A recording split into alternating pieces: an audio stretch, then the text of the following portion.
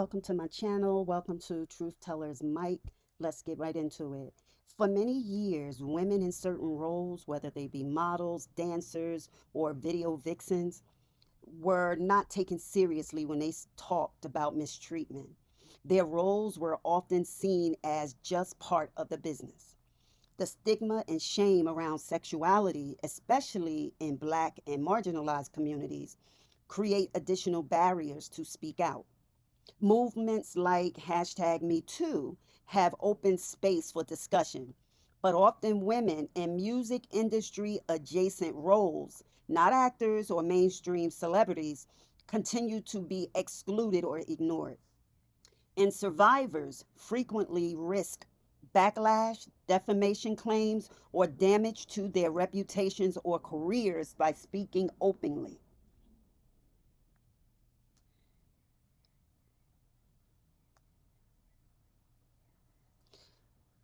The women's experiences was in different genres of music. It wasn't any particular style of music that these women experienced back and forth in regards to being mistreated, right?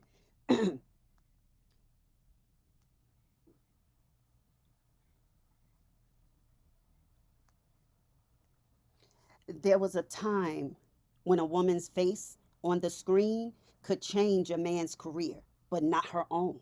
Her beauty was borrowed light. Her body became the billboard, and the world mistook attention for power. Okay, the video vixen, end quote, that's what I'm going to say, wasn't born in fame. She was built by an industry that learned how to turn youth into marketing, desire into profit, and silence into compliance. For a generation of young women, those casting calls felt like opportunity. Music videos were the closest thing to a modern movie set: bright lights, famous artists, big budgets, global reach. But behind those cameras was a system with rules unwritten but enforced. You were praised for how you looked, not for who you were. Every compliment had a condition. Every opportunity came with an invisible tax. They told these girls, "You're lucky to be here, but luck doesn't pay the rent, and visibility isn't validation." It's an illusion that says, if the world is watching, you must be winning. Most were barely out of their teens, fresh, trusting, and eager. They didn't yet know that fame can have fine print. They entered a world where age was opportunity and experience was punishment. The younger you were, the more they could mold you. The more naive, the easier it was to confuse flattery with safety. And when lines were crossed, physically, emotionally, or spiritually, the blame was redirected.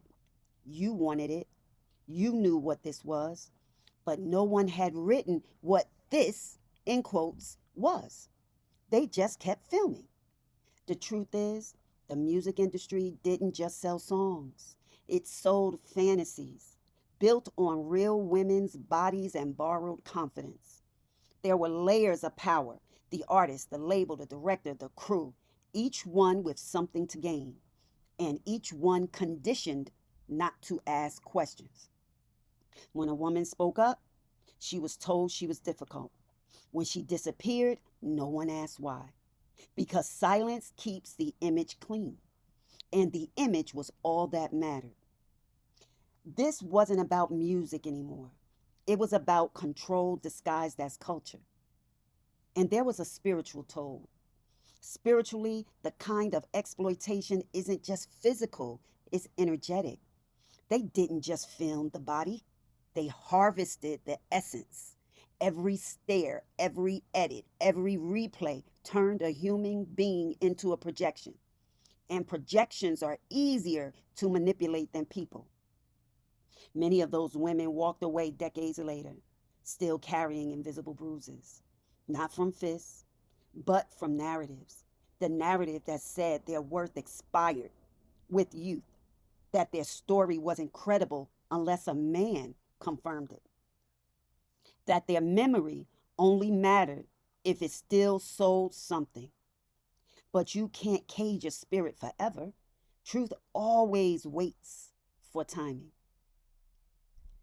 Now, some of those same women, the ones the system forgot, are telling their stories. They're redefining what Vixen means. They're saying, I was the muse you marketed, but I was also the mirror you avoided. Their voices are forcing culture to confront what it normalized. That entertainment built empires off women's unacknowledged labor, emotional, creative, and spiritual. And when they speak, you can hear generations healing because they're not just talking about what happened, they're teaching us what it cost. The men, many were trapped too by ego, by expectation, by the need to perform dominance. The labels built archetypes: the powerful man, the beautiful woman, the silent transaction. It was a choreography of control, and everyone played their part until the music stopped. But the rhythm is shifting. The same platforms that once silenced these women are the ones amplifying them today. The system forgot that light, once recorded, never stops traveling. What we're seeing isn't revenge, it's revelation. The truth always returns to its source. And those who were objectified are now the authors. They're reclaiming their narrative. And in doing so, they're exposing a larger pattern: how society rewards compliance in women, but punishes consciousness. Maybe the real lesson isn't about music videos at all.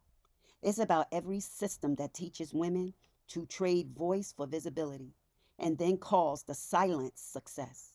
But this generation, your generation, has language now. It has receipts, platforms, and purpose. And when you tell the truth, you free the next girl from having to live the same lie. The women who built the image are finally owning the story. And this time, no one else gets to narrate it. See you on the next one. Bye bye.